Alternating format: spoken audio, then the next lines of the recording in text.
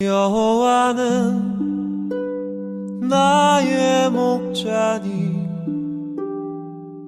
내가 부족함 없으리로다. 자, 오늘도 하나님 앞에 예배하기 원합니다. 또 주일 이후 월요일 어떻게 평안히 잘 지나셨습니까? 민전사님이 한국 가셔서 좀 바쁘셔서 제가 또 화요일 말씀을 준비했습니다. 자, 다 같이 사도신경 하시면서 우리 예배를 시작하겠습니다. 전능하사 천지를 만드신 하나님 아버지를 나가 믿사오며 그 외아들 우리 주 예수 그리스도를 믿사오니 이는 성령으로 잉태하사 동정녀 마리아에게 나시고 본디오 빌라도에게 고난을 받으사 십자가에 못 박혀 죽으시고 장사한 지 사흘 만에 죽은 자 가운데서 다시 살아나시며 하늘에 오르사 전능하신 하나님 우편에 앉아 계시다가 죄로서 산자와 죽은 자를 심판하러 오시리라. 성령을 믿사하며 거룩한 공예와 성도가 서로 교통하는 것과 죄를 사하여 주는 것과 몸이 다시 사는 것과 영원히 사는 것을 믿사옵나이다. 아멘. 자, 찬송하시겠습니다. 209장입니다. 찬송가 209장, 새 찬송가 247장, 이 세상 풍파 심하고 찬송입니다.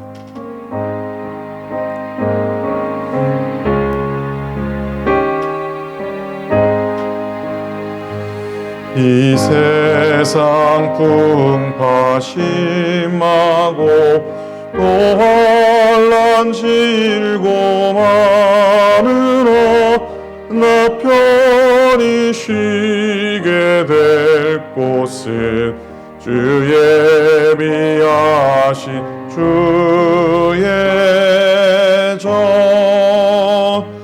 그 향기로운 기름을 주 내게 부어주셔서 내 기쁨 더해주는 곳 비위로 사신 주의 전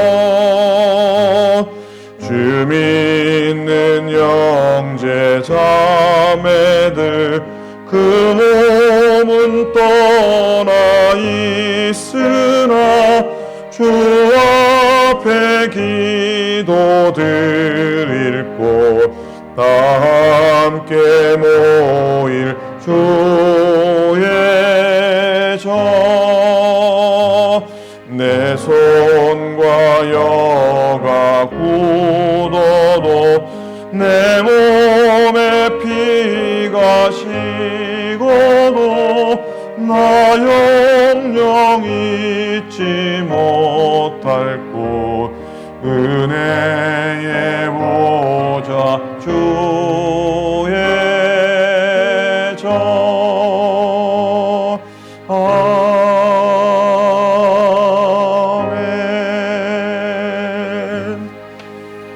하나님 말씀 보시겠습니다. 하나님 말씀은 사도행전 1장 1절부터 11절까지 말씀 봅니다.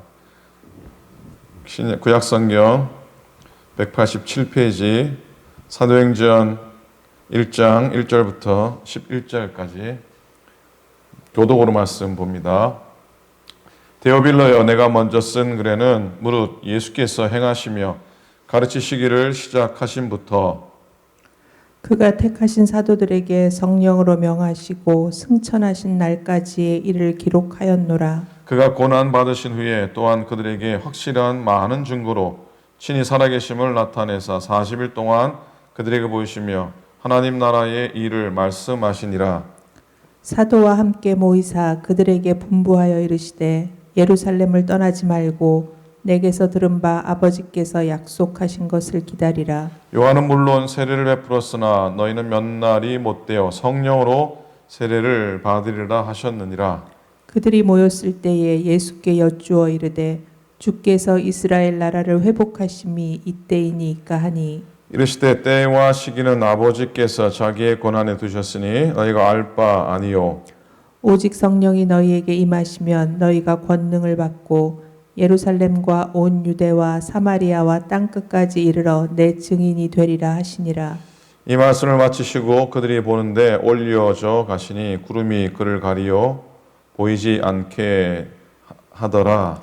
올라가실 때에 제자들이 자세히 하늘을 쳐다보고 있는데 흰옷 입은 두 사람이 그들 곁에 서서 함께 있습니다. 이르되 갈릴리 사람들아 어찌하여 서서 하늘을 쳐다보느냐. 너희 가운데서 하늘로 올리신 이 예수는 하늘로 가심을 본 그대로 오시리라 하였느니라. 아멘. 아멘. 자, 오늘도 예배 가운데 나오셔서 감사합니다. 복된 하루 되시고요. 건승하시는 하루 되시기를 바랍니다.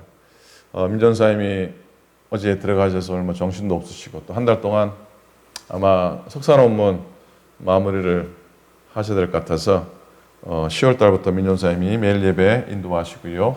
그 빈자리는 제가 또 채우게 되겠습니다. 오늘부터 사도행전 묵상합니다. 오늘 말씀의 제목은 그래도 교회는 세상의 희망입니다 라는 제목입니다. 그래도 교회는 세상의 희망입니다. 자, 사도행전은 누가라고 하는 사람이 데오빌로에게 보낸 두 번째 편지입니다. 두 번째 글입니다. 1절에 보시면 데오빌로여 내가 먼저 쓴 글에는 무릇 예수께서 행하시며 가르치시기를 시작하신부터 그가 택하신 사도들에게 성령으로 명하시고 승천하신 날까지를 기록하였노라 그랬어요. 누가가 먼저 쓴 글이라고 하면 뭘 말하겠습니까? 누가복음을 말합니다. 자, 누가복음에서 누가가 데오빌로에게 보내면서 사도행전에 등장하지 않는 그의 호칭이 있습니다. 각하라고 부릅니다. 데오빌로 각하여. 그러니까 데오빌로는 아마 이방인이긴 하지만 꽤나 신분이 높은 사람이라고 볼 수 있습니다. 그 데오빌로라고 하는 이름의 뜻도 의미 있습니다. 이 데오빌로라고 하는 이름은 두 단어의 합성입니다. 데오스죠. 헬라어로 데오스는 하나님입니다. 그리고 필로스입니다. 그죠? 필로스가 뭡니까? 사랑이란 뜻이죠. 필라델피아 뭡니까? 저 동부의 필라델피아 형제의 우애 그렇게 얘기하죠. 그러니까 이 빌라데오라고 하는 이름의 의미는 하나님을 사랑하는 자, 하나님을 경외하는 자라는 뜻이 있습니다. 그래서 어떤 주석가는 이렇게 얘기합니다. 데오빌로는 어떤 특정한 한 사람을 지칭하는 게 아니라 아마도 하나님을 사랑하는 모든 그리스도인을 지칭하는, 상징하는 것이라고도 주장을 합니다만 누가복음에서 누가가 각하라고 하는 칭호를 붙인 것 보니까 구체적인 한 사람일 가능성이 더 크다 할 수 있겠습니다. 누가는 어떤 사람입니까? 여러분, 누가는 예수님의 제자입니까? 12제자 가운데 누가가 있습니까? 헷갈리십니까? 아니죠. 아마 예수님께서 공생의 사역을 하실 때 누가가 예수님을 만난 적이 있을까 한번 질문을 해보는데 아마 그러지는 않았을 것 같습니다. 또 성경에 예수님의 공생의 기록 가운데 누가라는 이름이 또 등장하지 않지요. 그래서 누가는 유다 지역 출신이라기보다 아마도 시리아 안디옥, 성경에는 수리아 안디옥이라는데 그 안디옥 출신이 아닐까 여겨집니다. 그 수리아 안디옥 어디입니까? 바나바가 예루살렘 교회 파송을 받아서 이방에 세운 첫 교회 그 지역이지 않습니까? 그러면 또 하나 질문, 누가는 유대인이겠습니까? 아니면 헬라인이겠습니까? 긴가민가합니까? 성경에는 누가가 유대인인지 아니면 헬라인인지 분명히 밝히고 있지 않습니다. 그래도 우리가 한번 생각해 볼 수 있는 건 누가는 아마 헬라파 유대인, 쉽게 말하면 디아스포라 유대인이라고 한번 추측을 해볼 수 있을 것 같습니다. 이런 부분들은 차차 또 말씀을 나누고요. 분명한 건 누가가 누가복음과 사도행전의 저자고 그리고 누가는 의사였을 것이다. 의사였다는 사실은 아마 분명히 우리가 알 수 있지요. 그래서 여러분 미국도 마찬가지 한국에 가면은 병원 이름 중에 누가 병원, 성누가 병원 이런 병원이 많이 있어요. 그리고 또 누가 한의원 많습니다. 그런 병원을 보면 그 설립자나 원장 선생님은 100% 예수 믿는 사람입니다. 그렇죠? 그리고 자식을 의사 시키고 싶은 아빠나 할아버지가 자기 아들이나 손주에게 뭐라고 이름을 주어주겠습니까? 루카스라고 이름을 많이 주는데요. 이름이 루카스라고 이름이 붙어 있으면은 아빠나 할아버지가 아마 의사 되라고 붙여준 케이스도 많을 겁니다. 자, 누가는 바울에 의해서 복음을 접한 사람입니다. 그리고 아마 그 이후에 바울의 둘도 없는 동력자가 되었을 것이다. 또 바울의 복음 사역에서 많은 사역을 도움을 준 후원자가 됩니다. 무엇보다 중요한 건 바울이 직접 쓰신 서신들이 있긴 하지만 누가가 기록한 사도행전의 말로 바울의 그 선교 생애의 일대기와 또 선교 여행의 발자취들의 그 집대성이라 할 수가 있죠. 사도행전은 그 제목이 말해주는 바와 같이 사도들의 복음 전파를 위해서 그들이 행한 일들을 기록하고 있습니다. 만약 이 서신이 없었다고 하면은요, 복음이 어떤 경로로 그렇게 능력 있게 온 세계로 전파되었는지에 대한 흔적들을 찾아볼 수 없었을지도 모르겠습니다. 사도행전의 첫 시작은 무엇으로부터 시작이 됩니까?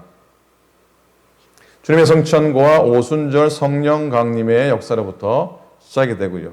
그리고 사도행전의 마지막은 바울이 로마에서 복음을 전하는 것으로 마감이 됩니다. 사도들의 발자취를 따라갑니다. 이게 지역적인 구도가 분명히 나오죠. 나중에 살필게요.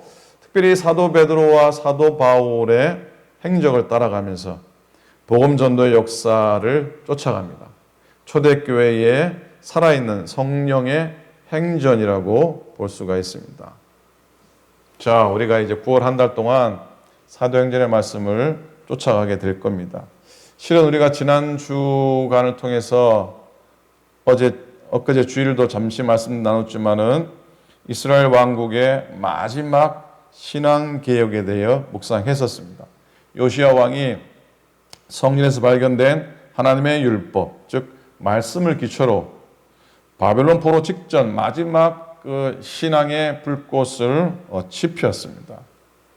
이제 그와 같은 신앙 개혁의 묵상을 이어서 바톤을 이어서 초대교회의 역사 속에서 폭발적으로 역사했던 복음의 능력 그리고 성령의 사역을 이제 묵상하게 될 겁니다.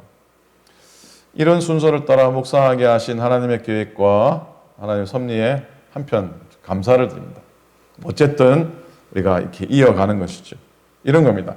율법의 말씀을 통한 이스라엘의 신앙의 개혁을 이어서 이제 십자가의 복음을 통한 새 이스라엘인 초대교회의 부흥을 보게 될 것이라는 말입니다.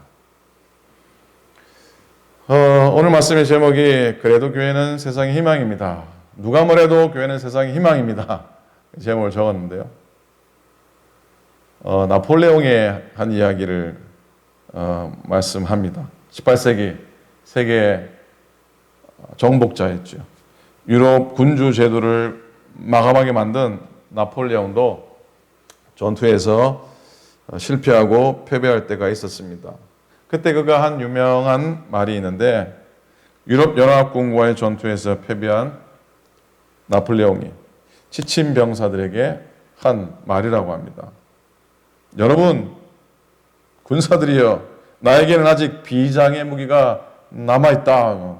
그건 희망이다 라고 이렇게 선포했다고 합니다.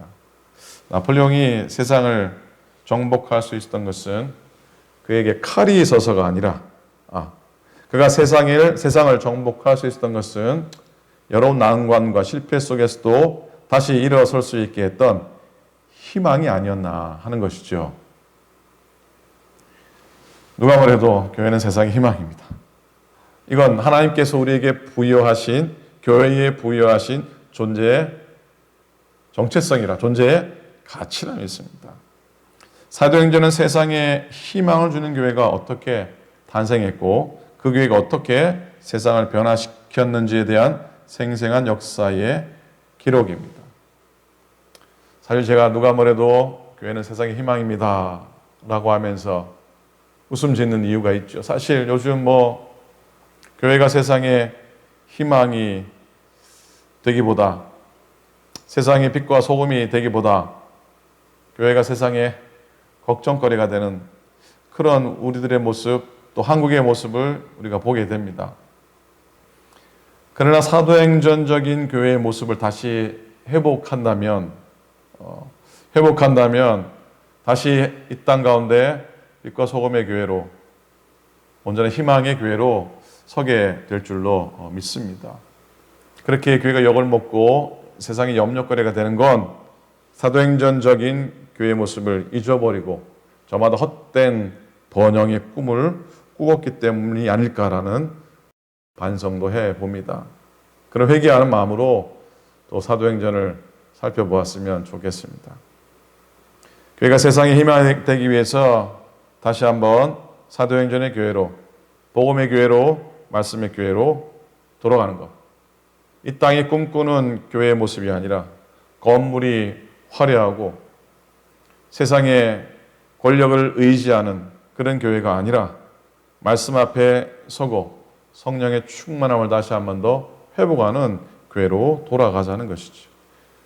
사도행전의 교회로 돌아갑시다 라고 하는 이 명령과 명제는 사실 교회 역사 가운데 항상 있어 왔고 또 항상 선포되었던 메시지라고 믿습니다. 그래서 오늘 말씀을 통해 세상의 희망이 되는 사도행전적인 교회의 모습은 무엇일까? 첫째는 뭐니 해도 복음이 살아있는 교회인 줄로 믿습니다. 사람들이 희망을 잊어버린 것은 희망이 될 수 없는 걸 붙잡고 살아가고 있기 때문입니다. 그러면 희망이 어디 있는가? 마틴 로이드 존스 목사님이, 유명한 목사님이 그의 책에서 이렇게 말합니다.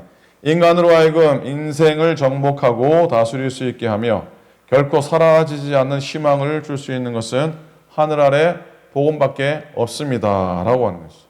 복음이야말로 세상의 유일한 희망입니다라는 선포니까 그 복음을 붙들지 않으면 교회는 희망이 될 수 없는 것이고 그 복음을 붙들면 교회가 희망이 될 수 있다고 하는 말씀인 줄로 믿습니다.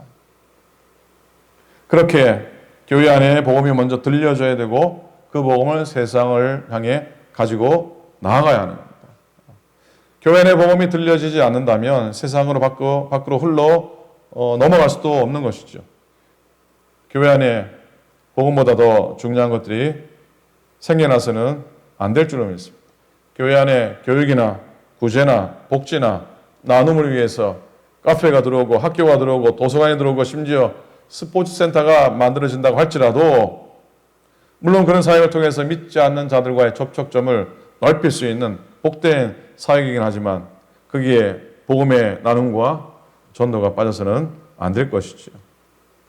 두 번째로 세상 희망이 되는 사도행전의 교회의 모습은 성령 임재가 있는 교회인 줄로 믿습니다. 어느 목사님이 건축을 크게 하고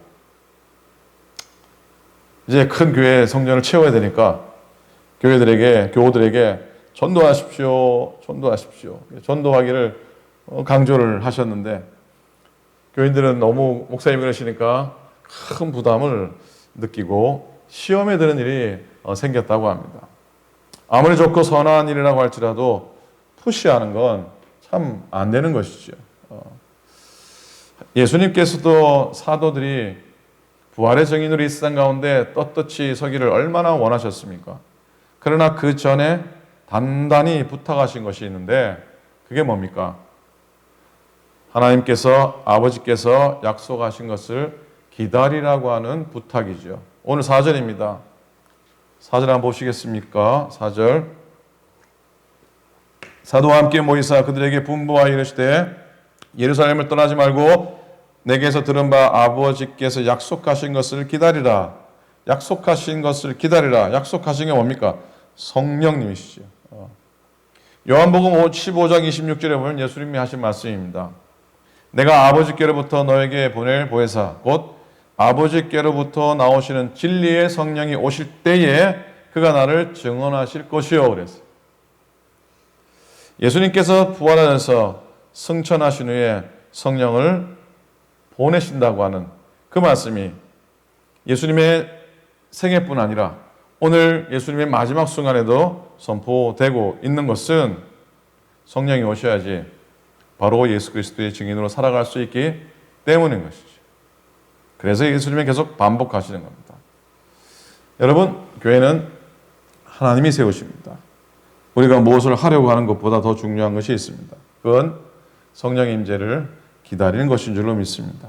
성령의 지배를 받고 그래서 옛 기질과 옛 성품들을 다듬고 또 복음을 전할 수 있는 하나님의 전신갑주를 입은 사람으로 세워지기를 소망합니다.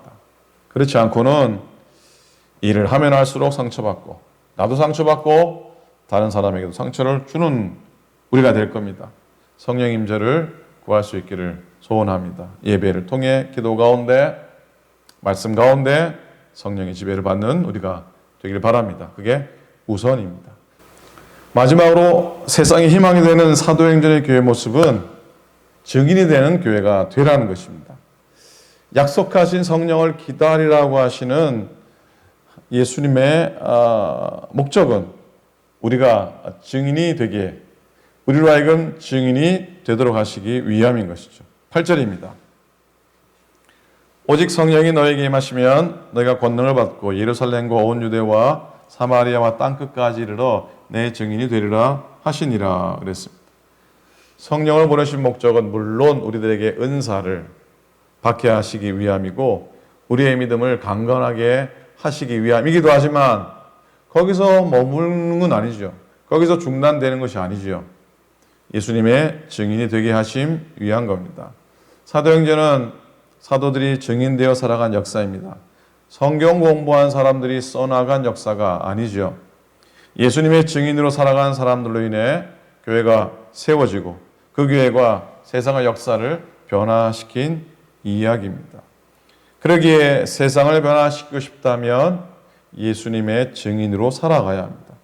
우리가 친절을 베풀고 선행을 베풀고 구제해야 하지만 예수의 증인으로 살아가지 못하면 그것조차도 우리에게는 큰 의미가 없을지도 모릅니다.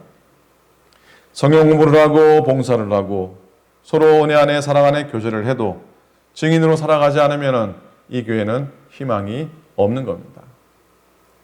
그리스도인은 증인입니다. 그러기에 그리스도인이 모여있는 공동체 교회도 증인이 되어야 합니다. 성령의 임재를 통해서 살아있는 예수님을 만나고 경험하기를 소원합니다.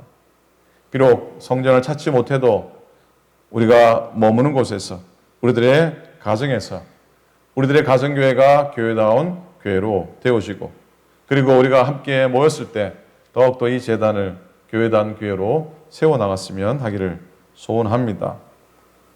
예수님을 전함으로 세상에 희망이 되는 소중한 교회가 되기를 기대합니다. 오늘도 우리가 하루 믿음으로 살아갑니다. 교회는 어찌 보면 주님의 희망을 전하고 주님의 복음을 전하는 그런 공동체입니다. 그러려면 성령의 충만함을 먼저 경험하고 주님의 도우심을 경험하고 성령 임재를 먼저 체험하는 것이죠. 내 노력과 내 열정이 아닌 성령의 임재하심으로 인해 변화된 교회, 변화된 나의 모습 가운데 서기를 기대합니다.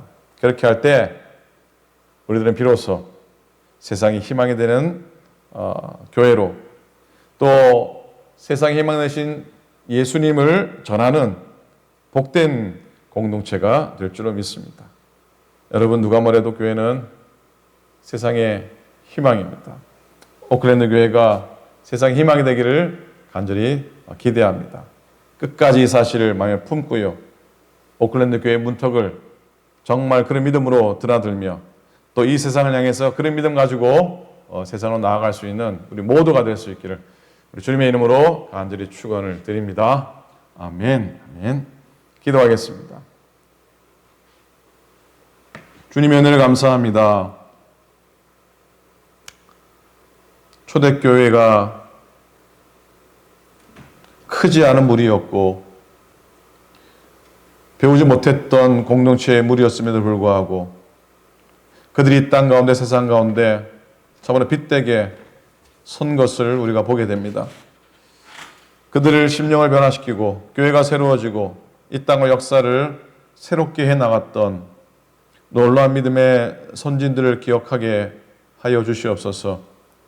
오늘날 믿는 우리조차 교회의 위기의 시대요, 정말로 믿음이 이 땅 가운데 온전히 세우지 못한 우리들의 모습을 보게 됩니다.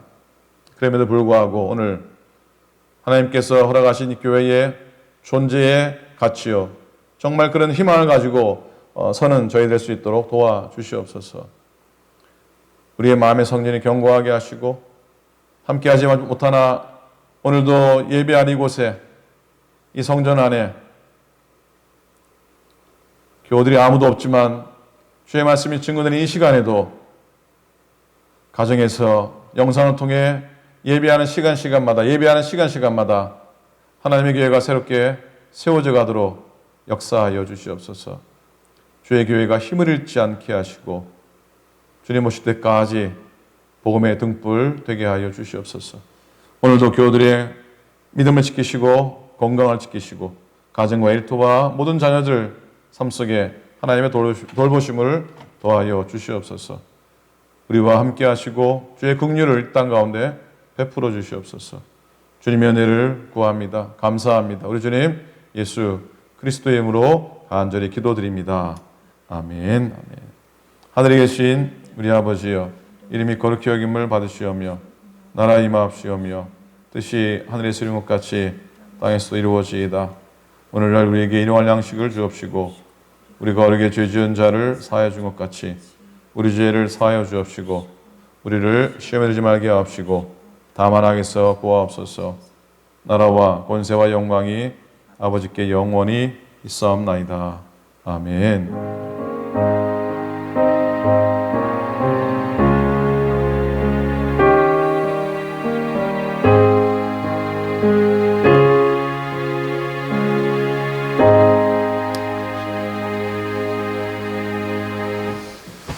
고맙습니다. 예배 끝까지 참여해 주셔서 감사하고요. 오늘도 복되게 지나시고 평안하게 지나시고 내일 또 사도행전 2장 말씀으로 또 여러분 만나도록 하겠습니다.